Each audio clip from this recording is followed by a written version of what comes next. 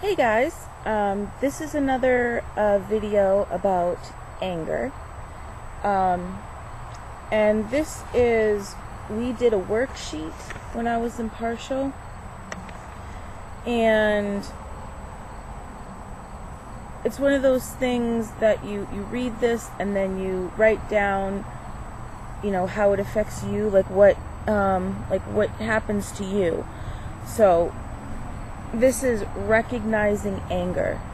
So, the first one is, what do you experience when you start to get angry? For example, emotionally or physically. And when we get angry, we have I think it's from our kidneys, we get a rush of adrenaline that puts us in attack mode if we have to, fight or whatever. And during that process, you can get sweaty palms, headaches, stomach aches, all kinds of things. So I wrote down, my chest feels heavy and I get headaches. And that's all I could think of at the time. I know that when I get extremely angry, I start to shake. Sometimes I cry because there's just so much anger that I don't know what else to do with it. So that's good to think about on yourself. What are some of the physical and emotional experiences that you have when you're starting to get angry? The second one, contributing issues to chronic anger or rage. Brain chemistry, mental illness, aggressive personality, temperament, medications. I put mental illness because I get angry sometimes when I'm manic. And I couldn't think of anything else. I mean, I don't know if it's my medications, because my medications are supposed to keep me down, so I don't know. But I'm on so many medications that maybe it is. And it says here, aggressive personality. I think if you're always right there in people's faces, if you go to the store and say the cashier rings up an item and on the shelf it said $2 but it rang up $5 at the register, and then you just automatically jump down that person's throat when they really had nothing to do with that, that's a little bit of an aggressive personality. So you can get angry real quick like that. Now this one I didn't write down anything because at this point it doesn't pertain to me, but it might pertain to some of you. Taking the wrong kinds of drugs. Examples would be prescription drugs, not taking medications as prescribed. Alcohol, illegal drugs, caffeine, and nicotine. I don't do any other kind of drug. I just take the prescriptions that are prescribed to me, and I take vitamins and stuff. So, and since the last time I had the problem with not taking my meds, I have been on them. I haven't missed a dose, and I plan on keeping it that way. Okay, the next one. Lack of skills. Poor communication skills, lack problem-solving skills, self-esteem issues, negative, distorted thinking. Now, I put all of the above.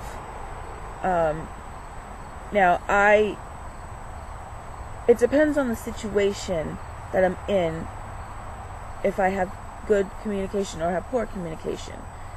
So I'll give you an example. For instance, my mother is always trying to tell me how I feel without asking me how I feel, and that makes me angry. So instead of just stopping and saying, okay, Mom, when you say these things, this is how it makes me feel, what I'd like for you is to not do that anymore, I start getting angry and say, why do you do this? Why do you do that? That's how I kind of get. So it's sort of a circling argument. So it's about how you approach certain situations. If you approach it with anger, you're going to get anger in return. If you approach it in a way that you are taking responsibility for your actions, but trying to respect the other person and getting them to understand that that's how you feel. That's, without getting angry, you're just talking. That's good communication. Let's see. The next one. I left this... No, I didn't. Environmental factors. Too many opportunities to get mad. Too stressed. Inadequate support system. I put inadequate support system only because, I do have my mother. I have my son. I have the NAMI support group that I go to. But I don't have friends. I don't have friends. And it would be nice if I could just reach out to somebody who's just a friend, So when I wrote that, I was thinking mainly I don't have friends and I don't have somebody I can talk to and confide in and get support from. Okay. Life out of balance. Self-care, all work and no pleasure. So what you got to think about here is what part of your life, if it is out of balance. For me, my life seems out of balance because I'm always focusing on my son and his needs. I have to make sure that he's taken care of. He's taking his pills. He's going to the doctor's appointment. If he has issues at home, I got to do that. I'm trying to take care of getting him in-home support and just all this stuff. And I forget to take care of myself. And for a while, I thought taking care of myself and not my son, was being selfish. Because my son needs me. And God forbid if I take time off for myself, say an accident happens and he goes to the hospital, I would feel really guilty about not being there. But what we learned in Partial is that whether I am there or not, if something bad is going to happen, it's going to happen. It's how you deal with it at that point. So I can't beat myself up if I, say I want to go have a day at the spa, or I want to go get my hair done, or if I just want to go out for a drive. It's okay for me to do these things because I am first and foremost a person. And if I don't take care of myself, how can I take care of my son? They used an example with the on a plane. It's starting to rain. If you...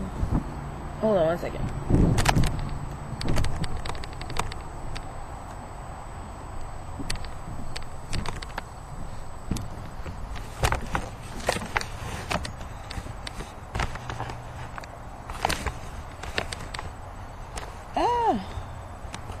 Okay. Sorry about that. It's starting to rain a little bit, and I want to finish this before it starts coming down. So I had to grab a towel. For instance, at the airport, if you're in a plane and you're experiencing turbulence and the oxygen masks come down, the first thing you should do is put an oxygen mask on yourself and then put it on your child, because if you go to do that on your child first and you don't have the oxygen, you could run out of air and then it could be even worse. So that's what they teach you. You have to, it's like my mom always says, after me, you come first. That's not being selfish. It's just saying, if I don't take care of myself and make sure that I'm healthy and capable, then I can't help you unless I'm doing that for myself. Alright. We got 3 more. How is anger indirectly affecting your health? Cigarettes, drinking, drugging, high blood pressure, high cholesterol, overeating problems, sleeping, tension, muscle aches, accident-prone, fatigue, arthritis, asthma, cancer, skin conditions, frequently sick, ulcers, teeth grinding, TMJ. And those are just some of the things. There's probably many other symptoms that people experience. I put down problems sleeping, muscle aches, accident-prone, asthma, and I'd probably contribute put skin conditions on here because I have eczema, and I've noticed that when I'm more stressed or angry, my skin gets really dry. I don't know what that's about, but it happens. Alright. How does anger impact your family, relationships, and work, career? for me, it makes things worse. There's less positive communication going on from me, and it just creates more stress, so it makes it harder to deal with. And the last one, strategies to manage and reduce anger. I put acknowledge that I am angry and try some coping skills before I react. I think that's very important because, and I'm going to go through when I start doing other things like different coping skills that people can use. Like I just used about like my mother and my feelings. I used an I statement there. That's part of a coping skill. So I think people sometimes think that they're not allowed to get angry. So when they get angry, it's sort of like they're out of their element. And some people push it down. And when you push it down, it can turn into depression and anxiety. If you blurt it out, if it comes out this way, you're being aggressive, you're hostile, and sometimes it can lead to physical violence. Not always, but if you're like and yelling at somebody, there could be a chance if you get too angry, you can just snap. So it's very good to acknowledge that you're angry, because it gives you that moment, like if you're like, then you stop and you go, okay, I am angry. What am I going to do about it? Your brain starts to think differently at that point. And it's not going to happen like the first time you do it. Just remember that these coping skills they're a life journey, okay? You have to practice and practice and practice and do it until it starts working. It's not like an overnight success. And that's one thing you have to keep in mind. I don't want to say that to discourage you. I just want you to understand that, like when it comes to positive affirmations where you say something good about yourself, sometimes that can be hard for people because they have such low self-esteem. So just being able to say one thing, they're going to say it, you're going to feel totally weird. You're going to be like, why am I saying this? I don't believe this about myself. The point is, every time you say it, you start believing just a little bit more. Just a little bit. It might not be noticeable at first, but it will happen.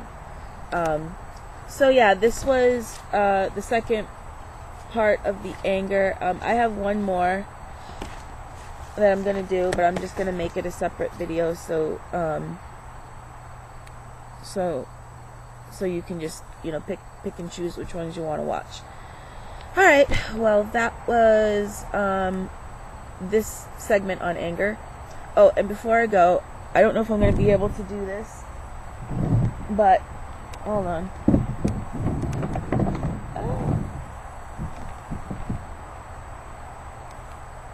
Alright, I don't know if you can see that, but I did a Dutch braid, and I put little spiral thingies in, spiral clips.